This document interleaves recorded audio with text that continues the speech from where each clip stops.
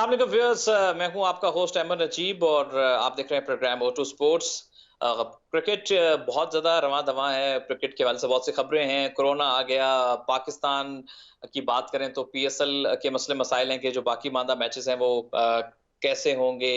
जो 1 जून से तो अब लगता है कि शायद वो मामलात फिर आगे जाने लेके जाने पड़ेंगे। मुत्तहिदा अरब अमारात में हो पाएँगे, नहीं हो पाएँगे। तो बहुत सारी गुत्थियाँ हैं जिनको वक़्त ही सुलझाएगा और उस पे ही हम बात करेंगे। फिर पाकिस्तान क्रिकेट टीम ज़िम्बाब्वे के साथ टेस्ट सीरीज़ खेलने में मसरूफ़ है। वहाँ पे ज़िम्बाब्वे जैसी कमज़ोर टीम के खिलाफ पाकिस्तान ने बहुत सारे, या चलें आप कहें कि कुछ डिज़र्विंग खिलाड़ियों को मौका पूरी तरीके से नहीं दिया जैसा देने का हक होता है कुछ।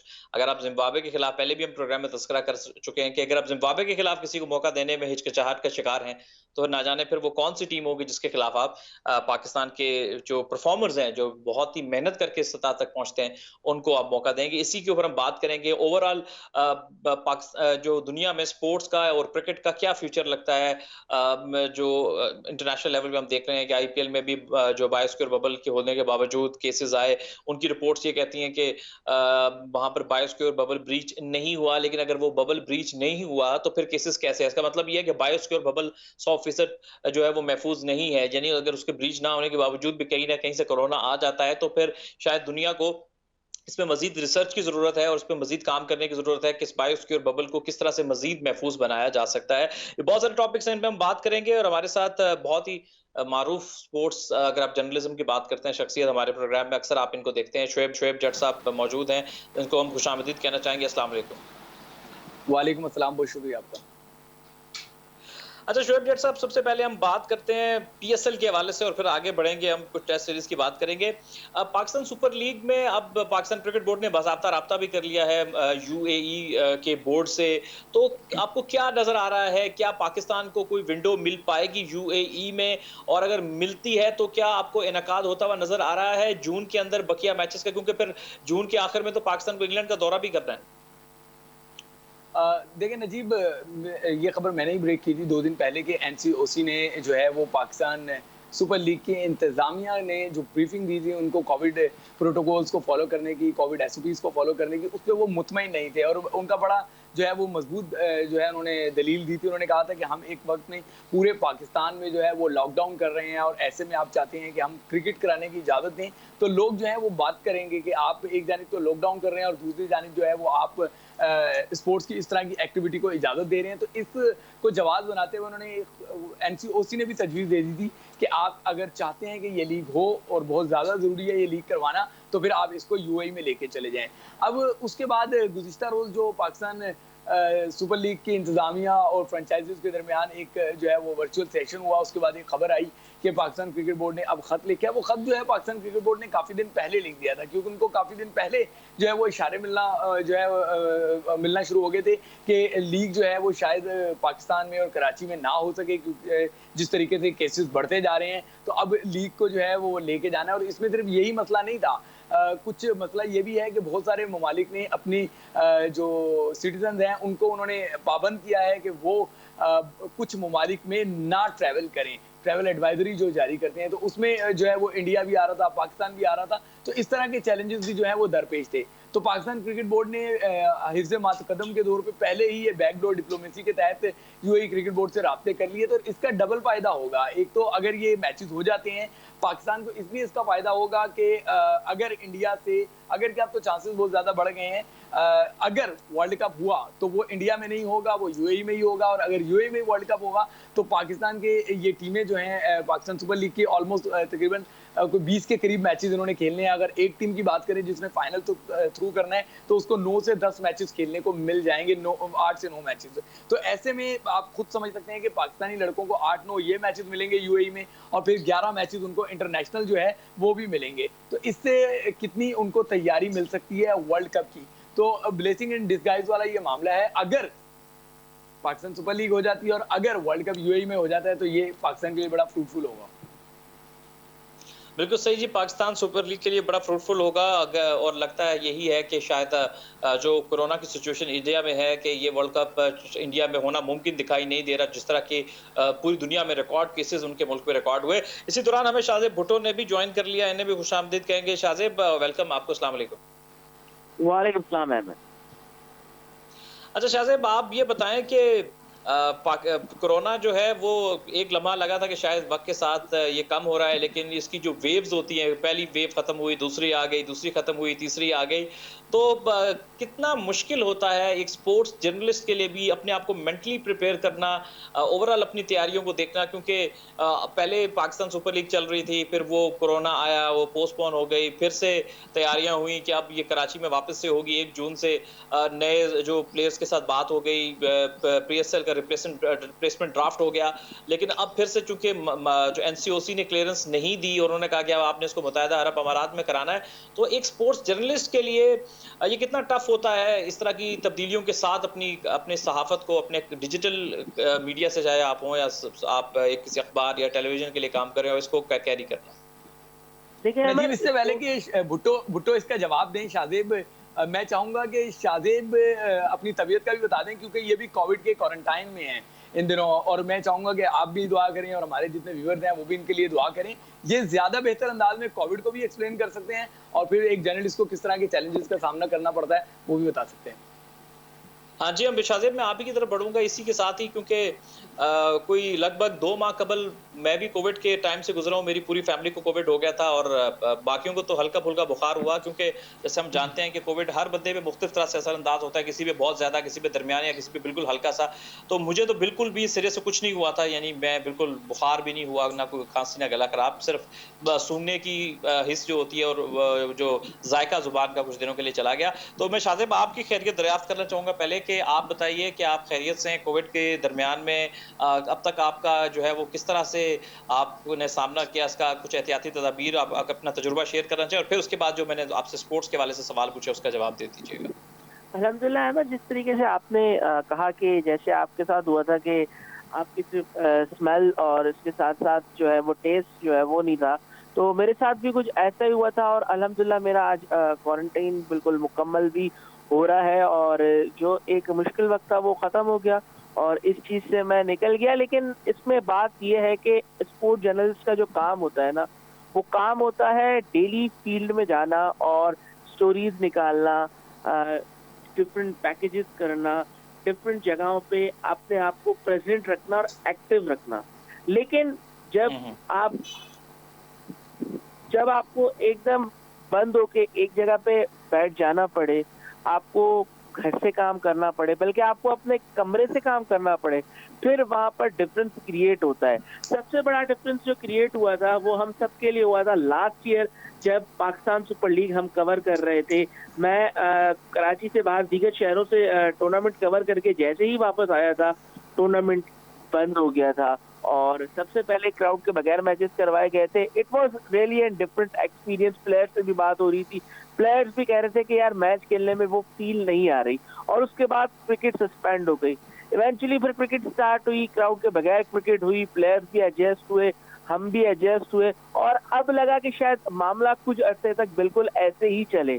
बट दोबारा से फिर कोविड की जो ये लहर आई है जिसकी वजह से क्रिकेट दोबारा से मुतासिर हो रही है, तो अब हम लोग भी कंफ्यूजन का शिकार है, प्लेयर्स भी कंफ्यूजन का शिकार है। लेकिन सबसे बड़ी जो कंफ्यूजन है वो क्रिकेट बॉडीज के लिए, क्रिकेट बोर्ड के लिए है, इसके अलावा जो दीगर स्पोर्ट्स बोर्ड्स हैं उनके लिए है कि अब खेल को कंटिन्यू कैसे रखा जाए।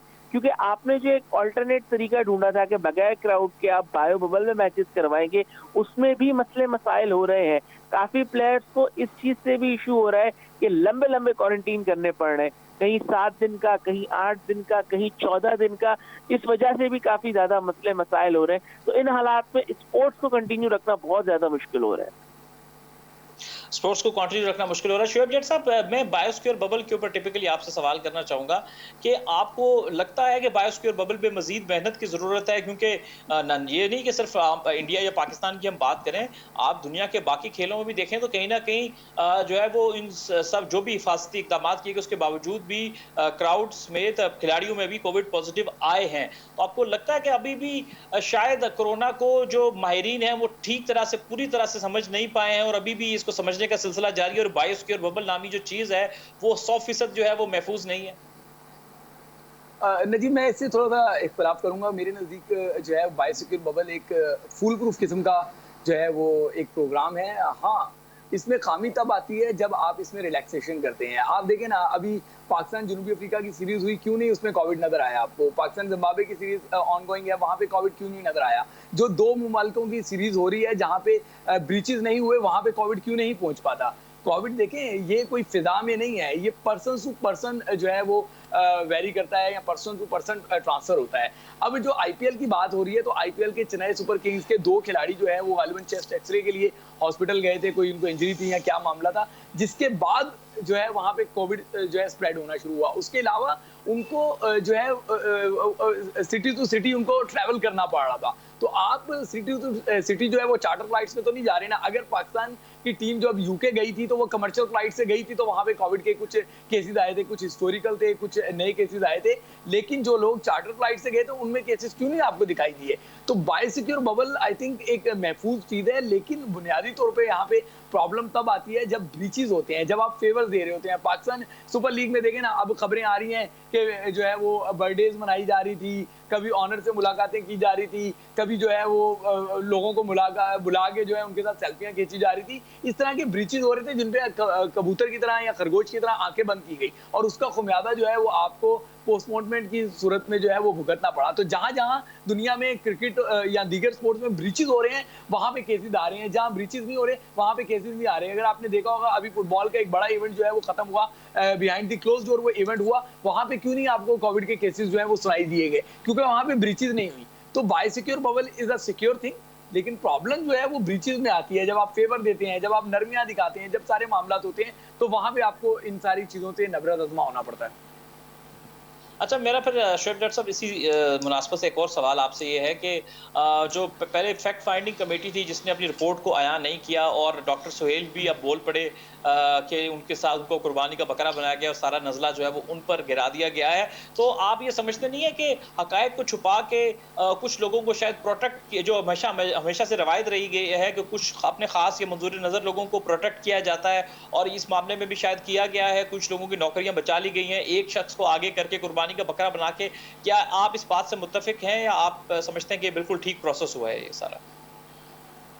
यार देखिए, वो शख्स जिसका नाम डॉक्टर सुहेल सलीम है, वो कुर्बानी का बकरा नहीं हुआ, बल्कि वो गले का फंदा बनता जा रहा है। अब आप देखें ना, हर गुजरते दिन के साथ वो एक नया इंकिशाफ कर रहा है, हर गुजरते दिन के साथ वो एक नई बात ला रहा है, हर गुजरते दिन के साथ वो एक नया चेहरा एक्सपोज करेगा। तो अब आप समझ सकते हैं कि जब इस तरीके से वो सारी चीजों को सामने लाएगा, तो फिर कितनी मुश्किल होगी, कितनी सुक्की होगी, कितनी एम्बैरसमेंट जो है वो आने वाले दिनों में आपको फेस करना पड़ सकती है। बिल्कुल ऐसा ही होना चाहिए था। जब आपने फैक्ट फाइंडिंग कमेटी बनाई थी, तो वो आपने कोई ड्राइंग रूम कमेटी नहीं थी, या वो कोई आपकी ऑफिस कैबिनेट की कमेटी नहीं थी कि जिसने ऑफिस के अंदर ही रहना था। ये आप जब लीग मुलतवी हुई या पोस्टपोन हुई, तो इससे बहुत सारे लोगों की जो है वो जज्बात को ठेस पहुंची थी, पाकिस्तान की मुल्की साख को ठेस पहुंची थी। अब देखें ना कि यहाँ से लीग जो है वो सिर्फ उन ब्रीचेस की वजह से मुकम्मल नहीं हो सकी, और अब यूएई जा रही है, और यहाँ एक नई बहस छिड़ गई है कि अगर लीग की वजह कोविड की वजह से लीग यूएई मुंतकिल हो सकती है, तो ऐसा ना हो कि कल को जो पाकिस्तान टीमों ने आना है, जिसमें इंग्लैंड है, न्यूजीलैंड है, बाकी टीमों ने आना है, तो वो इसको एक्सक्यूज बनाए और वो कहें कि हमें लगता है कि पाकिस्तान में कोविड के प्रोटोकॉल्स को इस तरह फॉलो नहीं किया जाता, वहाँ पे कोविड का रेट जो है ज्यादा है, तो हम भी ये लीग जो है वो यूएई में खेलना चाहते हैं। तो अल्टीमेटली जो कॉस्ट जो है वो पाकिस्तान पे करना पड़ रहा है। बड़ी मुश्किल हमारे सूने ग्राउंड जो है वो आबाद हुए थे, लेकिन अब उन ग्राउंडों में एक मरतबा फिर कोरोना की वजह से हू का आलम होता जा रहा है, और ये हू का आलम कहीं जो है वो भयानक चेहरा ना बन जाए। तो वो चेहरे जिन्होंने इसको मस्क किया, वो चेहरे जिन्होंने इस ब्रांड को डेंट डाला, उनको जरूर बेनकाब होना चाहिए। आप किसी को बचाने के लिए पूरी लीग को कुर्बान कर रहे हैं, तो यहाँ से पता चलता है कि आपकी नीयत में कितनी बड़ी खोट है। बिल्कुल सही। शोएब जॉर्ज ने बड़ी तफसील से जो है इस मामले पे अपनी राय दी। इस वक्त हम एक ब्रेक की तरफ चल रहे हैं व्यूअर्स, ब्रेक के बाद लौट कर आएंगे तो शाहजेब भुट्टो से भी कुछ मजीद सवाल रहिएगा।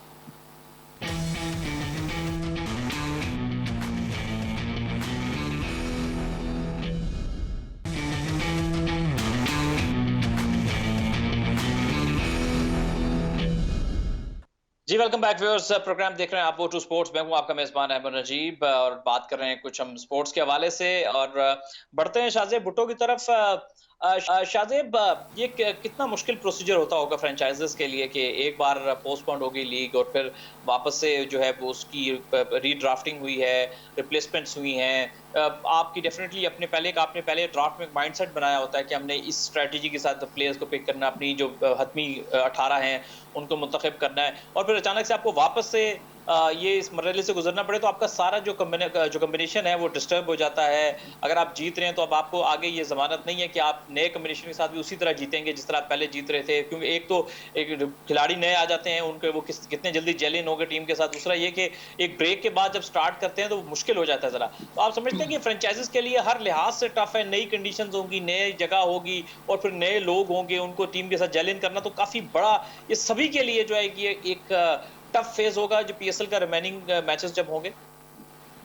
तो बिल्कुल सही बात है। और जिस तरीके से पहले बात यहाँ पर रही कि अब लीग को शायद यूएई लेके जाया जाए, एक न्यूज ये भी आ रही है, शोएब भी इसको कंफर्म कर सकते हैं कि शायद पाकिस्तान क्रिकेट बोर्ड इसको श्रीलंका में भी कराने का सोच रहा है, क्योंकि अगर यूएई में ऑन टाइम आपने इंतजाम नहीं करवाए तो हम्बन टोटा, जहां पर श्रीलंकन प्रीमियर लीग का पहला एडिशन खेला गया था, वहां पर भी इस लीग को ले जाया जा सकता है।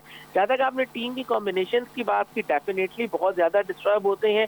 आपने जो अपनी एक स्ट्रेटेजी बनाई होती है उससे असर होता है, लेकिन मैं समझता हूँ फ्रेंचाइजेस इस बात से ज्यादा खुश होंगी कि एटलीस्ट मैचेस कंप्लीट हो रहे हैं, भले उनको कॉम्बिनेशन कोई भी खिलाना पड़े, उनको लोकल प्लेयर्स के साथ जाना पड़े, क्योंकि मैचेस का कंप्लीट होना बहुत जरूरी है। फ्रेंचाइजेस की बहुत इन्वेस्टमेंट लगी हुई होती है और जब ये मैचेस कंप्लीट नहीं होते तो प्लेयर्स आते हैं, प्लेयर्स को आपने पे करना होता है, चाहे वो 6 मैच खेलें, चाहे वो 8 मैच खेलें। लेकिन अगर प्लेयर अपनी वजह से वापस नहीं जाता और कोई ऐसी सिचुएशन आ जाती है जिसकी वजह से आपको टूर्नामेंट बंद करना पड़ता है, तो उन सूरत हाल में, उन हालात में आपको प्लेयर को कंप्लीट अमाउंट देनी पड़ती है।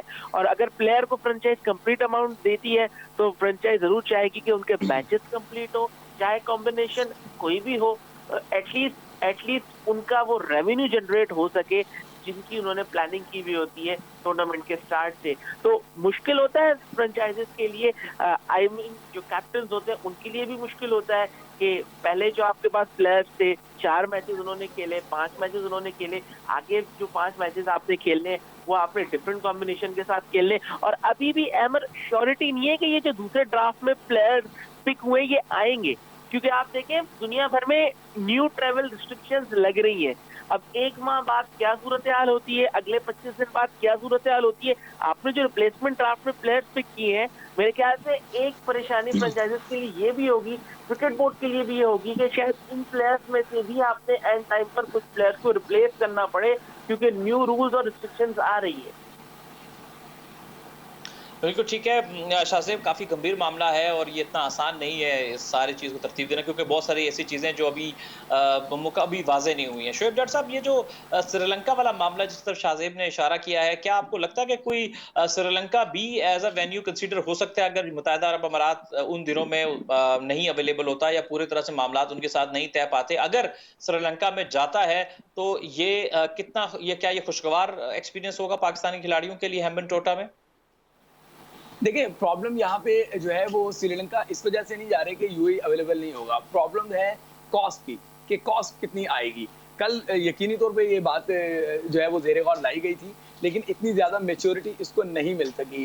मैं आपको बताऊं कि मुझे ऐसा लग रहा है कि फ्रेंचाइज और बोर्ड के दरमियान जो है वो आगे जाके मामला ही जो है वो कॉस्ट का आएगा, कि यूएई में आपकी कॉस्ट बहुत ज़्यादा बढ़ जाती है, हर चीज़ की कॉस्ट जब बढ़ जाएगी, क्योंकि यहाँ आपके ग्राउंड आपको जो है ना रेंट पे नहीं लेने, आपके अपने ग्राउंड है वहाँ पे आपको ग्राउंड रेंट पे लेने हैं, फिर होटल चले यहाँ भी होते हैं लेकिन वहाँ के होटल्स आपको दिरहम में पे करना है, यहाँ आप जो है पे करते हैं पाकिस्तानी रुपीज़ में, तो कॉस्ट जो है ना वो बहुत ज़्यादा जो है वो बढ़ रही है। अब एक ऐसे मौके पे जब फ्रेंचाइजीज ऑलरेडी डेफिसिट में है, जब से ये लीग शुरू हुई है फ्रेंचाइजीज ने घाटे का सौदा किया हुआ है, लेकिन अपना नुकसान बर्दाश्त करके उन्होंने पाकिस्तान सुपर लीग को एक ब्रांड बनाया है जो दुनिया के टॉप ब्रांड में स्टैंड कर रहा है। और ऐसे मौके पे जब एक अनफॉर्चुनेट किस्म की सूरत हाल है तो पाकिस्तान क्रिकेट बोर्ड को आगे बढ़ना चाहिए, कुर्बानी देनी चाहिए, पाकिस्तान क्रिकेट बोर्ड को उनको रिलैक्सेशन देना चाहिए। मुझे ऐसा लग रहा है कि ये डेडलॉक बढ़ेगा पैसों को लेके, कि फ्रेंचाइजीज जो है वो घाटे का सौदा करना चाहती सकती है, लेकिन तबाही का सौदा तो नहीं करेंगी, जो मुझे लगता है। पहले भी हमारी फ्रेंचाइजी बहुत ज्यादा कुर्बानी दे चुकी हैं, तो पाकिस्तान क्रिकेट बोर्ड को कोई बीच का रास्ता निकालना पड़ेगा। फ्रेंचाइजीज को जो है वो इतना ज्यादा दीवार से ना लगाएं कि वो इस खेल को छोड़ के ही बाहर जाने की बातें करना शुरू कर दें। तो लीग हर सूरत में होनी चाहिए, क्योंकि ये लीग होगी तो पाकिस्तान को फायदा होगा। लेकिन एक बात मैं आपको बताते चलूं कि यकीनी तौर पे आपके नॉलेज में भी होगी, यूरोप में जो है वो क्वालिफायर T20 वर्ल्ड कप 2022 का हो रहा था, लेकिन वो भी कोविड की वजह से कैंसिल कर दिया गया है। पोस्टपोन नहीं किया गया, कैंसिल कर दिया गया है। तो अगर आपके इवेंट जो है वो आईसीसी के भी कैंसिल हो रहे हैं, तो फिर आगे जाके वर्ल्ड कप का इनेकाद भी यकीनी नहीं है, क्योंकि भारत ये चाहेगा कि अगर वो वर्ल्ड कप का मेजबान नहीं बन पा रहा तो फिर इस वर्ल्ड कप को भी पोस्टपोन कर दिया जाए। आपको याद होगा कि ये वर्ल्ड कप जो 2021 में होना है, ये गालिबन 2020 में होना था ऑस्ट्रेलिया में, लेकिन भारत ने इसकी जो है वो ले ली थी कि जब वो वहां से उससे विड्रॉ हो रहे थे। तो अब भारत भी कोई चाल चल सकता है जो माजी में भी चलता रहा है,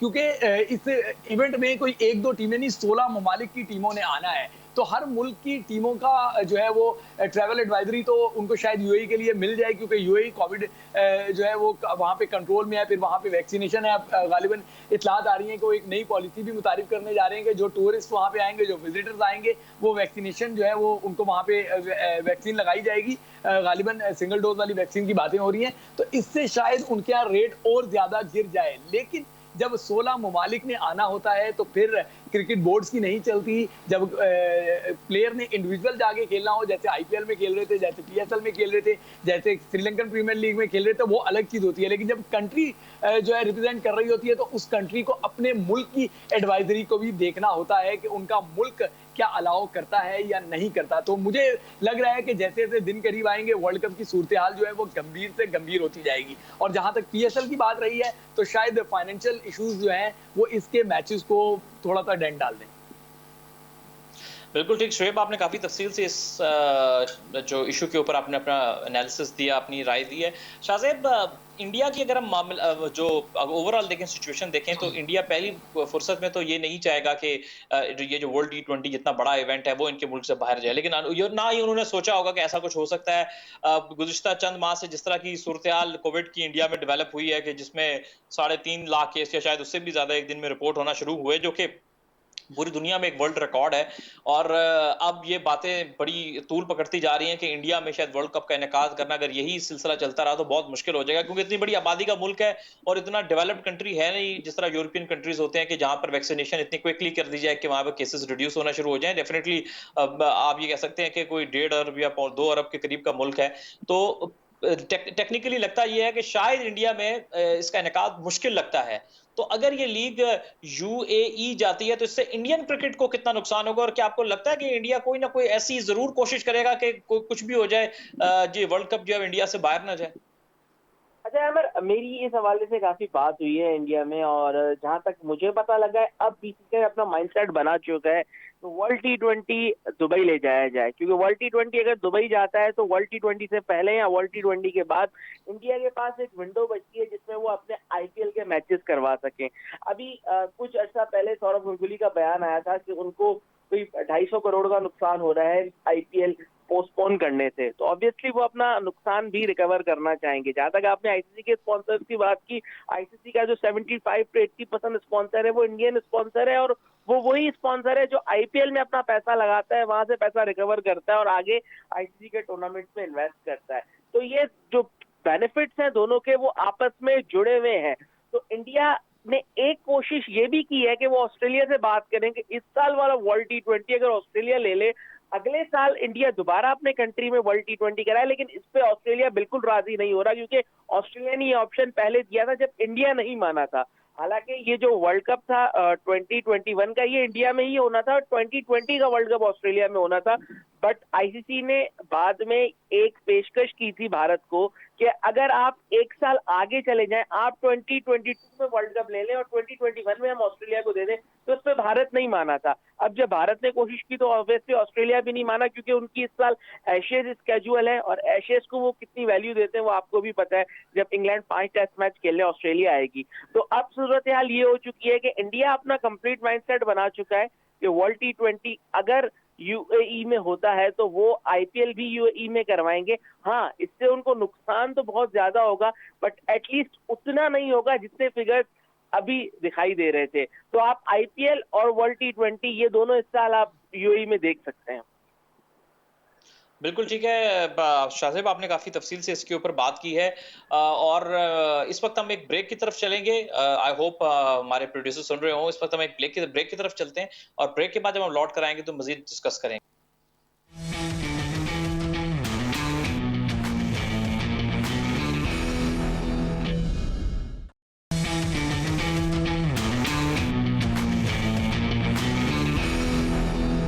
वेलकम बैक व्यूअर्स। बात हो रही थी कुछ पाकिस्तान सुपर लीग की, और अब बात करेंगे पाकिस्तान और जिम्बाब्वे की टेस्ट सीरीज के हवाले से। हमारे साथ हमारे जो पैनलिस्ट मौजूद हैं, शोएब जट साहब, शाहजेब भुट्टो, इनसे कुछ हम बात करेंगे। अच्छा शोएब जट साहब, मेरा एक बड़ा सादा सा सवाल है। मैं पहले भी ये बात करता रहा हूँ, मुझे बड़ा ही अफसोस हुआ था जब दूसरे टेस्ट मैच की जब टीम जो स्क्वाड अनाउंस कर दिया था 13 रुकनी, और उसमें भी सऊद शकील नहीं थे। पहले मैं मुबारकबाद देना चाहूंगा ताबिश खान और उनके पूरे घर वालों को कि बड़े तवील इंतजार के बाद एक बड़े मेहनती क्रिकेटर, बड़ी वेल डिजर्विंग क्रिकेटर को पाकिस्तान की तरफ से जो है वो मौका मिला, बिल आखिर उनका ख्वाब पूरा हुआ। लेकिन साथ में सऊद शकील जो कि एक बहुत ही शानदार टैलेंट है, जो बड़ा परफॉर्मर है और बड़े सालों का परफॉर्मर है, सभी शायद ये तवक्को कर रहे थे कि उनको कम से कम चलें, पहले नहीं तो दूसरे टेस्ट मैच में तो मौका मिलेगा ही मिलेगा इस कमजोर टीम के खिलाफ। लेकिन दूसरे टेस्ट मैच में भी मौका नहीं मिलना मेरे लिए तो बहुत शॉकिंग था, और बल्कि मेरे लिए काफी अफसोस की हद तक की ये बात है कि सऊद शकील को मौका नहीं मिला। अगर हम जिम्बाब्वे जैसी टीम, और इस टीम जो कि जिसमें जिम्बाब्वे के चंद अहम खिलाड़ी भी शामिल नहीं है, जिसको शायद हमारी कोई ये जो 6 स्टेट्स की टीम है वो भी इनको आराम से हरा दें, तो उसके खिलाफ भी सऊद शकील जैसे खिलाड़ी को अगर आप मौका नहीं दे रहे हैं, कि आपको एतमाद नहीं है पाकिस्तान के टैलेंट के ऊपर, अगर आपको एतमाद नहीं है तो फिर तो आप बंद कर दें अपने डोमेस्टिक क्रिकेट को। तो ये क्या, किस तरह आप इस सारे सिनेरियो को देख रहे हैं कि सऊद शकील को दूसरे टेस्ट में भी मौका नहीं मिला? देखिए, दो स्कूल ऑफ थॉट्स जो हैं वो इस पे काम करते हैं। एक पहले था कि जी पाकिस्तान टीम जो है वो डरती है, और मैं भी उस स्कूल ऑफ थॉट में शामिल था। मैं भी ये कहता था कि शायद शिकस्त से डरते हैं इसलिए रिस्क नहीं लेते। लेकिन अब एक बात जो है वो इस जिम्बाब्वे टूर से मुझे समझ आ गई है, मैं रियलाइज कर गया हूँ, ये शिकस्त से नहीं डरते, ये जगह खोने से डरते हैं कि जगह ना चली जाए, मेरी जगह ना चली जाए, मेरे दोस्त की जगह ना चली जाए, मेरे ग्रुप वाले की जगह ना चली जाए, मेरे पसंद वाले की जगह ना चली जाए। ये जो खौफ है ना, इस खौफ की वजह से वो लोग जो डिजर्व करते हैं, जिनको मौका दिया जाना चाहिए, जिनको मुस्तकबिल के लिए परखना चाहिए, वो बेचारे बेंच पे बैठे बैठे ही घर चले जाते हैं। जिसकी मिसाल काशिफ भट्टी की सूरत में आपको याद होगी कि उनको आपने इंग्लैंड की यात्रा कराई, गालिबन ऑस्ट्रेलिया लेके गए, होम सीरीज में उसको बेंच पे बिठाया और बेंच से उसको घर भेज दिया, क्योंकि उसका कोई अपना शायद टीम में नहीं था, या कोई टीम में ऐसा नहीं था जो उसे अपना समझता, वो शायद पराया था, इसलिए वो घर चला गया। यही बात जो है वो इसमें देखने में आ रही है। अब देखिए ना, अगर आप जिम्बाब्वे वाली जैसी टीम के मुतालिक ये बात करें कि हम विनिंग कॉम्बिनेशन के साथ जाएंगे, तो आप यहाँ से यहाँ हो जाते हैं कि प्रॉब्लम क्या है। प्रॉब्लम माइंडसेट की है, प्रॉब्लम एबिलिटी की नहीं है। और दूसरा, अब जो स्कूल ऑफ थॉट है वो ये कहता है कि कराची का शायद कोटा है। मैं इसकी जो है वो तायद बिल्कुल नहीं करूंगा, और ये पाकिस्तान क्रिकेट में होना ही नहीं चाहिए, ये तबाही का बाइस है। लेकिन अनफॉर्चुनेट ये एक बिटर ट्रूथ है, एक लंबे अरसे से चल रहा है। जब 90s की क्रिकेट होती थी, 80s की क्रिकेट होती थी, तब से ये राइवलरी जो है वो चलती है। और अब शायद डिक्लाइन की तरफ जा रहा है कि कराची के एक लड़के कहते थे कि एक लड़का टीम में होगा तो दूसरा नहीं आएगा, तो इस मरतबा 2 लड़के आ गए, एक फवाद आलम की सूरत में और फिर ताबिश खान की सूरत में। तो शायद कोटा पूरा हो गया था, इसलिए उसकी जो है वो सऊद की जगह नहीं बनती। लेकिन मैं इस स्कूल ऑफ थॉट के साथ नहीं चलता, मैं उस स्कूल ऑफ थॉट के साथ हूँ कि ये जो है वो जगह खोने से डरते हैं। अगर आप जो है वो एक खिलाड़ी से ये बयान दिलवाएं कि नहीं जी मैं एंजॉय कर रहा हूँ, मैं थका नहीं हूँ, मेरी बॉडी रिलैक्स है, मुझे खेलना है, तो उसकी मर्जी पे आप उसको खिला रहे हैं यार। फिर जिनको ड्रॉप किया जाता है, जिनको बुरी परफॉर्मेंस पे आप टीम से बाहर कर रहे होते हैं, फिर उनकी भी मर्जी पूछ लिया करें कि भाई साहब आप अच्छा परफॉर्म नहीं कर रहे, कि हम आपकी इजाजत है कि आपको टीम से ड्रॉप कर दें। अगर आप एक लड़के से पूछ रहे हैं कि यार आपको वर्कलोड तो नहीं है, यार ये तो आपने डिसाइड करना है। आपके ट्रेनर कहाँ पे हैं, आपके कोचेस कहाँ पे हैं, आपका थिंक टैंक कहाँ पे है, आपकी मैनेजमेंट कहाँ स्टैंड कर रही है कि वो खिलाड़ी की जो है वो उसमें कि उसकी विल क्या है, उस पर आप पाकिस्तान टीम को चला रहे हैं। ऐसे नहीं होता। आपको हसन अली को, आपको शाहीन शाह अफरीदी को बहुत जो है स्मार्टली यूज करना है। अगर आप इनको जो है वो रोजाना की बुनियाद पे इस्तेमाल करेंगे तो जब बड़े इवेंट आएंगे तो तब आप बगलें झांक रहे होंगे, आपके पास मैच विनर नहीं होंगे, फिर आप कहाँ पे रिलाई करेंगे? क्या आप बताएं मुझे कि आप हारिस रऊफ पे रिलाई कर सकते हैं कि वो T20 वर्ल्ड कप में आपको चैंपियन बनवा देगा? बिल्कुल नहीं कर सकते। वो तो छोटी टीमों के खिलाफ रन दे देता है, तो बड़ी टीमों के खिलाफ तो पता नहीं उसके साथ क्या मामला होगा। तो जो मैच विनर हैं, जो इम्पैक्ट प्लेयर हैं, अगर आप उनको आराम नहीं दे सकते, शायद वो भी आराम इसलिए नहीं लेना चाहते कि कोई और आगे परफॉर्म करके जो है वो उनकी जगह ना छीन ले, तो ये माइंडसेट को तब्दील करना होगा। आपको याद होगा न्यूजीलैंड के खिलाफ जो पाकिस्तान की सीरीज हुई थी, नया बॉलर आया, पंजा मारा, लेकिन उसके बाद वो घर चला गया क्योंकि उनके जो जिन लोगों की जगह उसको मौका दिया था वो लड़के वापस आ गए और वो मैच विनर है। तो टीमें इस पे जो है वो रिलाई करती हैं। आपके जो मैच विनर्स होते हैं उनको आप रेस्ट देते हैं, चाहे उनकी बैक पे किसी और ने आके बहुत ज्यादा परफॉर्मेंस दिखा दी हो, फिर भी आप उनको उतना मौका नहीं देते या उनको आप जो है ना संभाल के इस्तेमाल करते हैं, लेकिन मेन बॉलर्स को आप बड़े मैचों के लिए रखते हैं। बिल्कुल ठीक। शोएब, आपने बड़ी तफसील से इस टॉपिक पे बात की कि सऊद शकील वाले। मैं यही शाहजेब की तरफ भी लेके चाहूँगा, इसी सवाल को एक और तरह से पूछूंगा। शाहजेब, हम ठीक है, एक बात समझ आती है कि जब कोई एक सीजन में बहुत ज़्यादा परफॉर्म करता है तो आपको शक्कों को शुबात होते हैं कि चलो पहला सीजन है, किसी सीजन में आपकी शायद फॉर्म लग गई होगी, आपको ज़रा मजीद सीजन भी परखा जा सकता है। शायद ऐसे खिलाड़ी जो कि एक सीजन में परफॉर्म करते हैं तो उनको आप A टूर्स पे परख सकते हैं। लेकिन जहां पर हम बात करते हैं सऊद शकील जैसे खिलाड़ियों की जो गुज़िश्ता 4 से 5 सीजन से परफॉर्म कर रहे हैं, इसका मकसद यह है कि वाकई उस खिलाड़ी में क्वालिटी है, वो हर सीजन में आता है और वो रन्स करता है, और वो मतलब वो क्वालिटी है तो वो रन्स कर रहा है। वरना तो आपको पता है कि डोमेस्टिक क्रिकेट में बड़े बड़े खिलाड़ी जो हैं वो नाकाम हो जाते हैं। इतना आसान नहीं होता क्योंकि हर साल एक नया फास्ट बॉलर, कुछ नए फास्ट बॉलर्स आ जाते हैं, कुछ नई कंडीशंस आ जाती हैं, तो आपको पता नहीं होता और इतना आसान नहीं होता डोमेस्टिक क्रिकेट में, स्पेशली 4-डे क्रिकेट में रन्स करना। सऊद शकील, जिसको शायद हमने जिस भी साबित क्रिकेटर से पूछा है या किसी भी बड़े एक्सपर्ट की राय जानी है तो उन्होंने उनको बहुत ही हाईली रेट किया है। और आपको याद होगा कि इस सीजन में भी उन्होंने मुश्किल जगहों पे आके कुछ बड़ी इनिंग्स खेली डोमेस्टिक क्रिकेट में। उनके टैलेंट पे तो कोई सवाल ही नहीं, जिस तरह की वो खिलाड़ी हैं उनको प्रूव करने की जरूरत नहीं। इतना हाईली रेटेड प्लेयर जो इतने रन्स करने के बावजूद भी अगर पाकिस्तान क्रिकेट बोर्ड या मैनेजमेंट जो है वो ये डर रही है कि वो कहीं रन्स ना कर ले या वो इस बात से डर रही है कि भाई हम कहीं हार ना जाएं, तो आपको लगता नहीं है कि ये बहुत ही गलत बात है? इस तरह तो आप कभी भी फ्यूचर में अपने खिलाड़ियों को डेवलप नहीं कर सकेंगे। देखिए ना, आउट होने में तो हमारे जो इतने बड़े बैट्समैन बाबर आजम है, आउट होने में तो वो भी जिम्बाब्वे के खिलाफ अब जब जो 2 इनिंग्स स्टोर पे खेली है वो रन्स नहीं कर सके हैं। तो ऑन द डे तो कोई भी बैट्समैन फेल हो सकता है, बड़े से बड़ा बैट्समैन भी, और ऑन द डे कोई नया बैट्समैन भी बड़ा स्कोर कर सकता है। आप कैसे देख रहे हैं इस मामले को? देखिए, सऊद शकील इस वक्त आपके कॉम्पैक्ट प्लेयर बन चुके हैं बिकॉज उन्होंने सीजन्स ऑफ डोमेस्टिक क्रिकेट खेली है। अनफॉर्चुनेटली हमें पाकिस्तान में एक चीज नजर आती है कि जो बैट्समैन अच्छी ड्राइव मारता है, जो बैट्समैन अच्छी हिट मारता है, आप उसको सिलेक्ट कर लेते हैं। जो बैट्समैन PSL में अच्छा करता है उसको आप पाकिस्तान टीम में खिला लेते हैं, लेकिन जो साल आपके डोमेस्टिक में परफॉर्मेंस करता है उसको फिर या तो फवाद आलम की तरह 10 साल बेंच पे बैठना पड़ता है या फिर सऊद शकील की तरह पाकिस्तान टीम के साथ ट्रैवल करना पड़ता है, लेकिन उनको मौका नहीं मिलता। अब आप देखिए कितनी अजीब बात है कि सऊद शकील जिन्होंने पिछले 5 सीजन से पाकिस्तान के लिए टॉप परफॉर्म किया है डोमेस्टिक में, वो भी पाकिस्तान टीम की बेंच में बैठे हुए, और अब्दुल्ला शफीक जिन्होंने आज तक सिर्फ एक फर्स्ट क्लास मैच खेला है वो भी पाकिस्तान टीम के साथ बेंच पर बैठे हुए।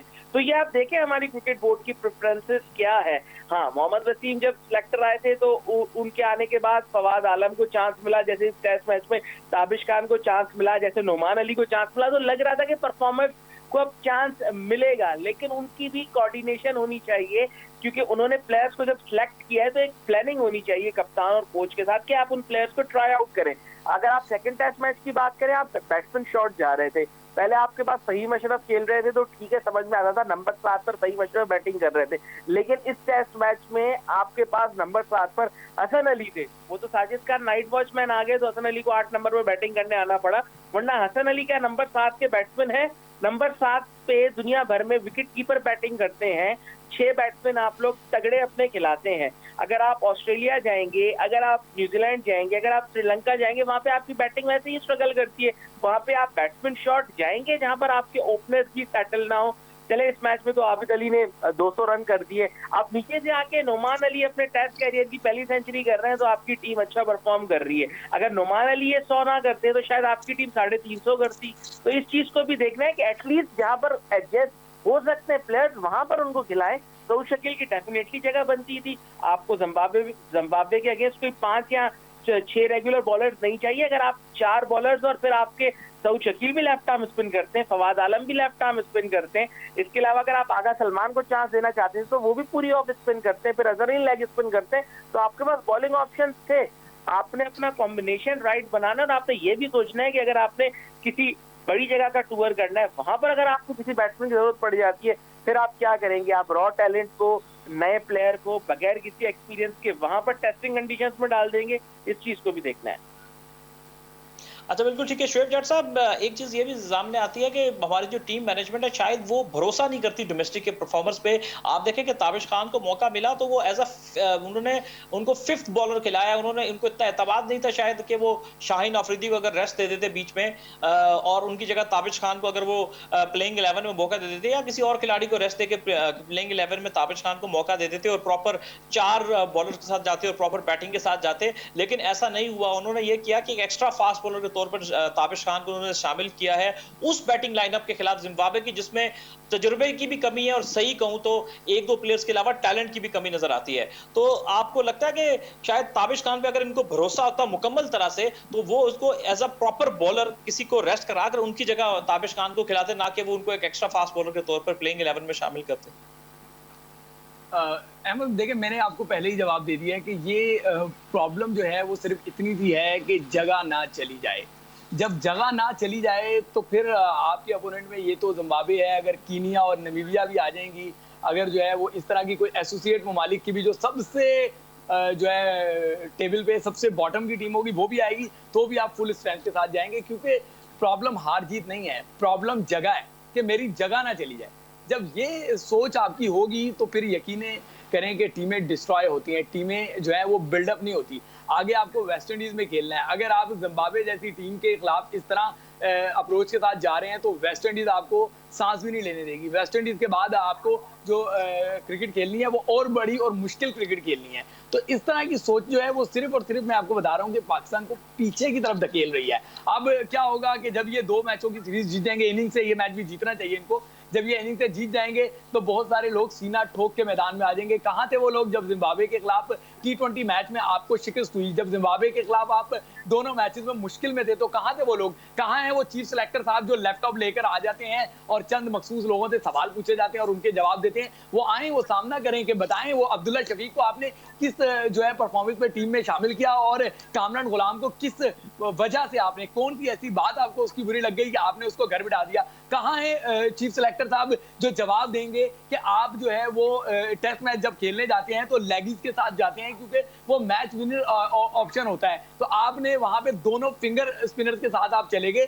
तो इस तरीके से स्ट्रेटजीज जो है वो एक्सपोज हो रही हैं। यहाँ पे आप जो है वो क्रेडिट लेने आ जाते हैं कि जी मैंने जो है वो ताबिश को सिलेक्ट किया। तो भाई आप लोगों को बेवकूफ ना बनाएं, आपने ताबिश को 17वां खिलाड़ी सिलेक्ट किया था। जब आपने टीम अनाउंस की तो आपने कहा था कि ये 17वां खिलाड़ी है जनूबी अफ्रीका के खिलाफ होम सीरीज में जब उसको जो है वो किया गया। तो अब उसके बाद मजबूरी थी कि जिम्बाब्वे का कमजोर हरीफ था, अगर ताबिश को बाहर बिठा दिया था तो एक शोर मच जाता कि कमजोर हरीफ के खिलाफ जो है खिलाड़ी को पारा नहीं। जब आप यहाँ पर आ गए तो फिर एक पहले मैच में आपने उसको नहीं खिलाया तो एक शोर मचने लग गया कि कमजोर हरीफ के खिलाफ आपने जो है वो एक परफॉर्मर को, 19 साल के परफॉर्मर को आपने जो है मौका नहीं दिया जो 19 साल से परफॉर्म कर रहा है। तो मजबूरन आपने उसको दूसरे टेस्ट में उतारा और दूसरे टेस्ट में भी सिर्फ फेस सेविंग के लिए एक चेंजिंग के साथ गए।